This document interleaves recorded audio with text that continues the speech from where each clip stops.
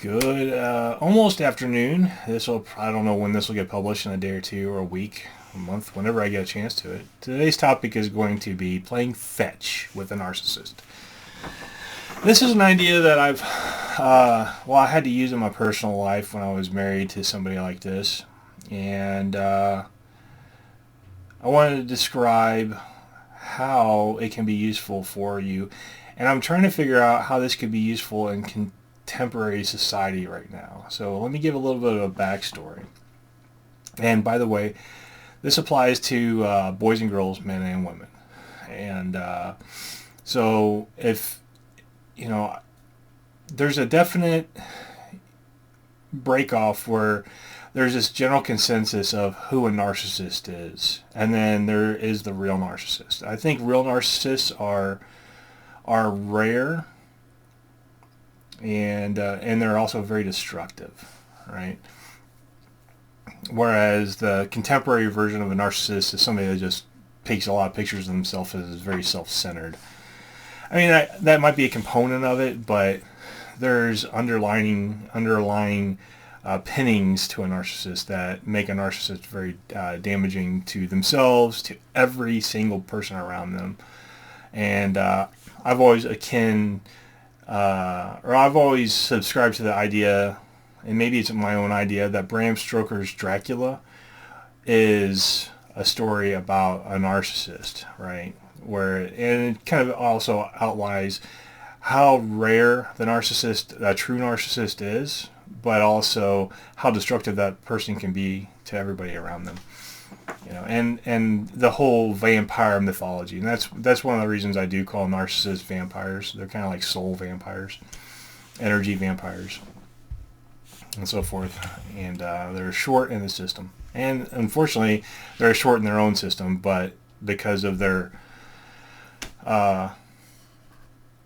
holier than thou attitudes for themselves, about themselves, how every decision they've ever made in their life, I don't care if it was when they were 2 years old, is always the right decision. I'll never change their mind. And so that, for the narcissist, that actually adds a lot of shallowness to them, because they never reevaluate anything they've ever done in their life because they don't believe they need to. So I don't want to go too much into the backstory of playing fetch. Here's where I want to break it off at. So imagine you're in a relationship with a narcissist. And to be honest with you, I think statistically women are going to be more prone to being in relationships with narcissists than men are. The true ones anyways. I mean, maybe not the self-loving, 1,000 selfies a day kind of narcissist. Men will probably be more, more prone to be with those kind of people. But I don't call that a real narcissist. I mean, it's a telltale sign of potential, but it's also a telltale sign of just immaturity. So, and a lack of purpose in their own life. So they're trying to figure out how to feel special because they don't have any purpose in their life to make them actually special people. So they're hoping that their butt makes them special. But anyways, first and foremost, when you get in a relationship with a narcissist, that narcissist will always prey on your nature, right? We'll step back to the very beginning. They will always ask 1,000 questions right up the front. They're very demanding to have all of these answers. They're going to ask about family and friends and all this stuff. And that might be within the first 20 minutes of knowing them. The first 10 minutes of knowing them, they're going to do the peacock, right? That's what I call the peacock dance, where they bring up quite literally 200 subjects in this, fountain of words, hoping that you'll say, "Oh, I know about that," and engage with them in a conversation. And I call that hooking your API, right? A narcissist usually is very good at knowing like boilerplate information about a lot of stuff, but that's all they know about it. They'll never actually delve deep into a topic. They'll always shift topics within a couple minutes because you're going to reach the end of their knowledge on that topic very quickly, maybe only a couple sentences into that topic. And the more they get you talking about it, the more they learn about the topic. So their next target, they can incorporate that, and they're going to sound more knowledgeable. They're just going to be parroting your words. Anyways, you've already gone through this stage. You've already gone through the relationship. You've also gone through getting done with dealing with this person. Maybe you feel stuck in the relationship for whatever reason. A lot of times it's going to be because of kids. Maybe it's because, from a woman's perspective, maybe it's you're feeling threatened about leaving, and you also are kind of forced to be a stay-at-home, and you don't have any resources, and in the previous years you've been split away from family and friends, so you kind of feel like an island unto yourself. And from the man's perspective, you're gonna, she'll probably force her way into being stay-at-home, and have kids, and then you're gonna have to try to figure out how you can extricate yourself from that situation, and while saving the relationship between you and the kids, if that hasn't already been destroyed during the course of that marriage or whatnot. But you also have been separated from friends and family. But for a guy, it's usually easier to just be out on his own. However, a guy takes an emotional toll when he feels like he's a failure, and a narcissist is very good at making you always feel like a failure. That's one of the telltale signs, and I think it's one of the telltale signs that usually, when people realize who they're with, the vampire that they're with, that's what makes them realize it. And it's usually very through a lot of subversion and gaslighting and so on and so forth, and it's never ending. So it's very hard they'll say, well, pick that one time I said something.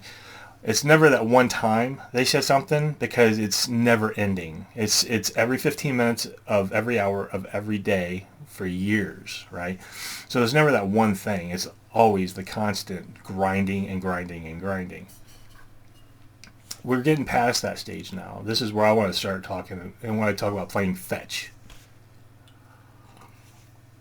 When I first realized how well this worked for me, and this was probably going on 10 years ago now, I call it reactive armor, right? So reactive armor, from a term, is old Soviet tanks or Russian tanks. As far as I understand, I've never seen this actually work or anything, so I don't have any first-hand knowledge, but there was always this thing that the tank itself would have some sort of early warning system that would detect like an incoming RPG or missile or something like that, like Javelin or RPG or whatnot. It would determine the angle of attack of that warhead coming in, and then it would shoot an armor plate at it. Therefore, the warhead would hit that, and if you don't know, warheads have shaped charges on them, and they're very specifically meant to, when they hit an area, they're going to ball up and shoot a stream of material through that armor. But once it's through the other side of the armor, then it has a tendency of dissipating very rapidly. But while it's in the armor, it will be a very focused stream. Makes it very tough for tanks, because that focused stream will punch a nice little, dollar coin sized hole through the target, but then spray shrapnel, molten metal all on the inside, both made up of the warhead and the material it just kind of welded itself through or burnt itself through.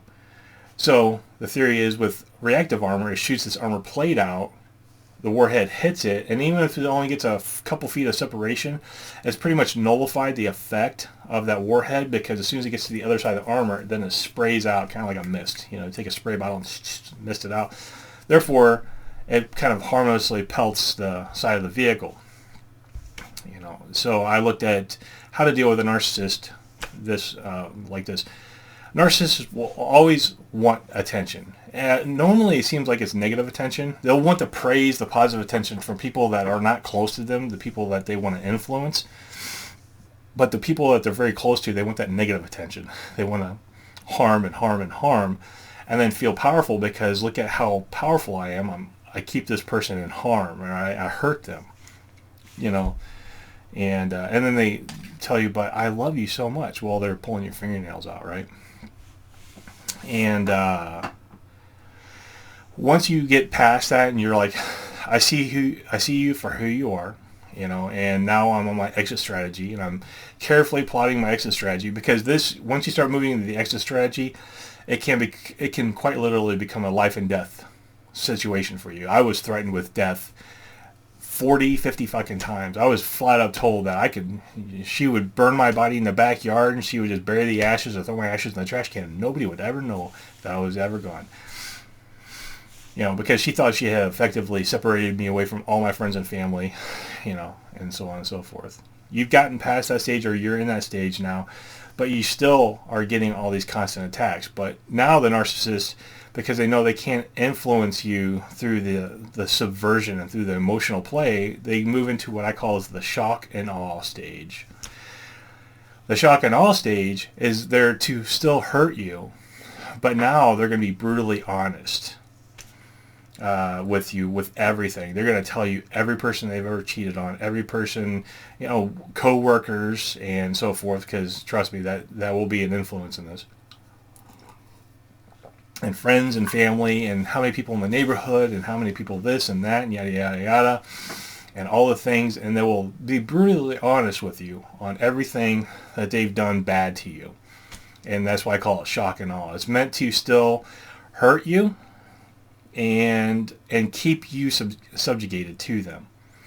Now, if you're old enough to be going through a divorce with this, pay attention to the shock and awe stage, and this is why you need to detach yourself emotionally from the relationship and pay attention to it more academically than anything else. Clinically, I would say, maybe not academically, but clinically.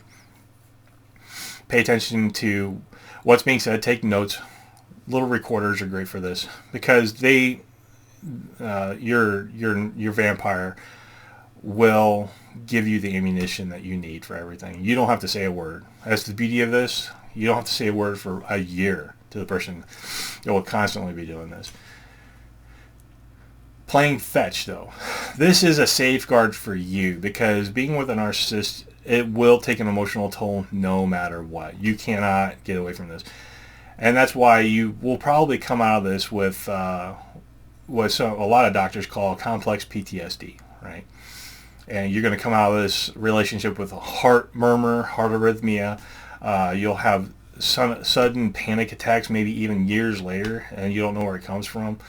You're going to feel strong in every aspect of your life, but then when you have to deal with this person, especially if you have kids with them, you always feel this rush of anxiety coming on, even though you've been in life and death situations where you don't even feel this anxiety in real life and death situations, but you do with this person. This is where the reactive armor part of this is, or what I kind of also call playing fetch, because the beauty about playing fetch. What do you think about this? Reactive armor, this is why I've modified my meaning on this, and I have never published this, so it's not like anybody knows about this other than now. Reactive armor can only be used once. Once the tank shoots that piece of armor away and that warhead hits it, well, then that piece of armor is used and it's on the ground, and now the tank has got an exposed part on it. If it gets hit again, even with smaller munitions, it may take significant damage and harm the crew inside.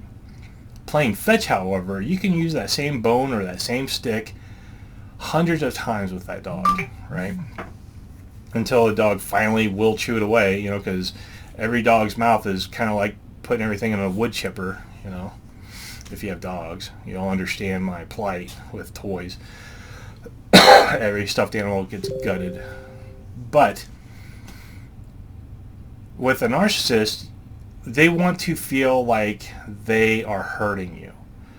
So what you need to do is understand and pay attention to how they react to your situation and telling them how much they've hurt you, right? I mean, generally speaking, this is when they say go gray rock. You don't want to give out any emotions, but at this time, I think it would be helpful to you to find out what satiates their need for harming you. And once you find that, it doesn't have to be the perfect one, it has to be just good enough. And you play fetch with it. They attack you, you give them the same exact response, right? And and then they're going to grab onto that like a bone with a dog, and they'll be in the corner, back in the yard, just tearing that bone to pieces because they really think they're hurting you. And then in the meantime, you get to go out, and you'll probably get an hour or two of reprieve from them, and you can actually focus on getting something done, whether or not it's paperwork for work or school work or housework, or maybe you just need to go for a walk, right? Now, exercise. If you're in a narcissist relationship, I will definitely tell you that exercise, that was one I was probably not in the best shape of my life. Definitely when I was in the Army, I was in the best shape of my life. I worked out constantly whenever I could. And then, but I also ruined half of that because then I'd go out and have beer every night. So, it's kind of a 50-50. But I was strong and fit at least. And then when I was married, I got very much in shape because, I would go for a run. And then, of course, she would say, well, I want to go for a run too. I'm like, okay, great. But I just wouldn't run with her. She would want me to run at her pace, which was at, a little bit slower than a walking pace. And I would just keep going running my own pace. She'd get mad, of course. Well, I can't keep up with you. I'm like, well, that's not my problem. It's your problem. Run more, and then you try to keep up with me. And I would run 5 miles, 10 miles a night. And then I might, and I rode at least 100 miles a week on my bike, sometimes closer to 200 miles a week. And a lot of this was just to burn off that excess energy. That energy that if I didn't burn off, it's going to get burnt off one way or the other, and it would probably land me in jail and her head on a stick in my front yard, right? I didn't want that. I didn't feel like it was terribly necessary for me to ruin my life and my kids' lives on a rabid dog, right? It doesn't make sense. And and that's where you have to look at it too. You have to look at it as the cost benefit thing, and really temper yourself to focus your emotions in the right way, right? So first and foremost, exercise, especially cardio exercises. That narcissist isn't going to follow you. They may try to attempt to run you down with their car, and I'm not kidding about that. And they'll say, "Oh, I'm sorry. I was not paying attention when I hit you with my car, while you were out on the road running at 10 o'clock at night." And I'm like, "Why were you out on the road, period?" But, that being said, for all the other times you can't be running and you have to get something done, whether that's schoolwork or regular work or housework or something, and that narcissist is there attacking you every 15 minutes of every day, you can give yourself a good reprieve by letting them think that they're hurting you. You give them this bone, right? And you're like, oh, whether or not, however you feign it and everything, you sometimes it does help to, at least pretend to be emotional about it. It's like, I can't believe you'd say something like that. Blah, blah, blah, I can't believe that. And they will go away, and you just fed the vampire, right? You gave it a little bit of blood, but what they don't understand is you're giving it fake blood. You're just giving it food coloring in a bottle, but they're not smart enough to realize that, and they'll go off drinking their food coloring or chewing on that stick. They'll go back in the corner of the yard and just ferociously attack that stick. And then they're going to bring that stick back to you, and they're going to drop it at your feet, just like a puppy dog does. And they're going to attack you again. Pick up the stick, throw it, okay? And this will help you maintain your sanity, and it will also help you truly see this narcissist for who they are, right? And this is the time when I would say, understand the person that you're with. Don't spend your time making fun of them. Don't turn into the narcissist yourself. Don't trivialize them. Actually, make it seem like whatever they're doing is very important, because to be honest with you, playing fetch with them will help you get out of this relationship with them eventually, because even years after the relationship, they will come back and they will want their pound of flesh, because they're not just attacking you, by the way, okay? It may feel like you're being singled out for this, but they attack every single person in their lives, even their kids. They separate their kids from each other. They separate the kids from the other family or other parent. Separate the kids from their friends. They isolate those kids, and then they turn the kids on each other, and then they make sure that great mother or great father is the only one you can truly trust in all this, right? And that's how you get these super well-adjusted kids coming out, and so forth. The super well-adjusted kids that have anxiety problems and heart murmurs and all this other stuff too, because they've been picked on. They've been like a dog in a cage getting a stick jabbed into them for years, every single day. Somebody just comes around every couple of minutes and jabs them with a stick while they're stuck in this cage that's barely big enough for them. Take this away. I want you to think about this playing fetch, right? This is the takeaway from this, is to... They want you have to realize that the narcissist wants to feel power over you, and the only way they will feel power over you is through harm, some way. Emotional harm, maybe even physical harm. Definitely with my narcissist, she was very violent every single day for years, you know, until I had her, you know, you know, well, threatened her. She thought I was threatening her life. I was just threatening her with jail. I was ready. I know I would sacrifice my career and everything by having her thrown in jail, but it would also, it was kind of a you know, the old Soviet strategy with the Nazis of just well, what do they call that? They just burnt every town and everything, scorched earth, the scorched earth policy. And sometimes I was like, well, maybe this is the only way through it.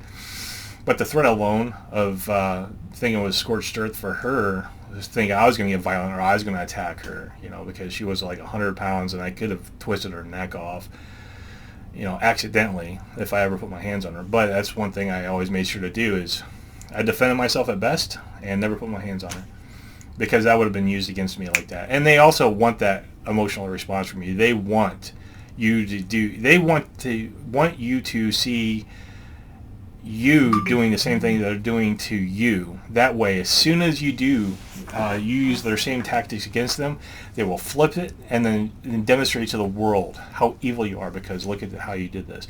Even though they've been doing the same thing to you for years, they're waiting for your response. You'll see a lot of that in common culture nowadays, where one side's antagonizing the other, antagonizing, and then as soon as the other person steps up and defends themselves, they'll have the cameras on them. And they're like, look at this person. What nobody's ever capturing is the constant antagonizing of that. And they can't capture it nowadays either, because like Twitter will just ban people showing being antagonized. They're like, well, this is hate speech. But the actual part of violence, you know, Twitter's okay with. But, you know, that's neither here nor there. So, to protect yourself, play fetch with your narcissist. Find that one thing that they really seem to gravitate to on however you know, they want to harm you, and how you show that you're harmed, and use it, reuse it. That's the beauty about a narcissist, is they're not smart enough to realize that you're reusing the same thing over and over and over again. And if you pay attention to them, their response to everything is always the same. You can have a wide variety of things. Like you bought the wrong thing at the store, you were 3 minutes late from work than, you know, your average time. Whatever needless thing, you know, the tire's low on the car, you know, there's crumbs on the counter while you're in the middle of making a sandwich, and how can you be such a slob?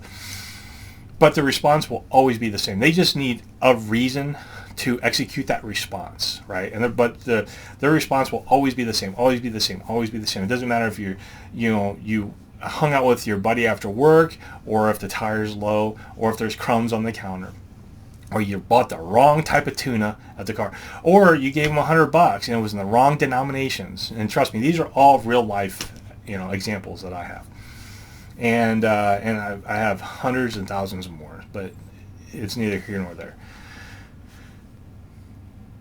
Because they execute the same attack on you, they just, whatever X is just the arbitrary reason, and then equals Y, and Y is their attack on you, and their attack will always be the same. They're very simplistic in this, you know, just like a vampire. The vampire will always just go for the neck and drink the blood. You know, it doesn't matter how they convince you to get into a position to drink your blood. You know, you have to invite them in, and yada, yada, yada. The attack is always the same. Well, the response can also be the same, because the narcissist doesn't live with, they'll gather knowledge on how to attack people, but they don't gather that knowledge on how people are responding to them. They could care less, because, of course, they're God. They're one. They're all. So they don't care about the minions and peons in the world on how they are responded to, because it doesn't matter to them. So playing fetch, reuse that bone, reuse that stick, and just keep throwing it and throwing it and throwing it. And use this to your benefit, and it will give you some solace in life. All right? That's enough of my rambling. This is going on past 24 minutes. If you have any comments or questions, just go ahead and put them down below. And I don't know this... Excuse me. I know this is kind of a deep topic, but for you boys and girls out there, especially when you might be getting your first relationship, and if you come from a narcissist parent, you may be and probably are you're already kind of groomed for that narcissist relationship, and it may take you a while to figure out how to get out of that. And because you've been groomed for so long, and you're groomed to stay with your comfort level. And I'll do another talk on comfort level And maybe that'll be my next video. Comfort level. Comfort level is one side of the line is comfort level, and the other side is adventure. And that line right there is the thing you've never done. Right? You stay on one side of that line, or you expand yourself and go on to the other side of the line. Anyways, have a great day. This is beyond 25 minutes, so too long. If you have any comments or questions, again, go ahead and leave them down below. And if you want me to address this topic or some aspect of this topic more granularly, please let me know. Have a great day.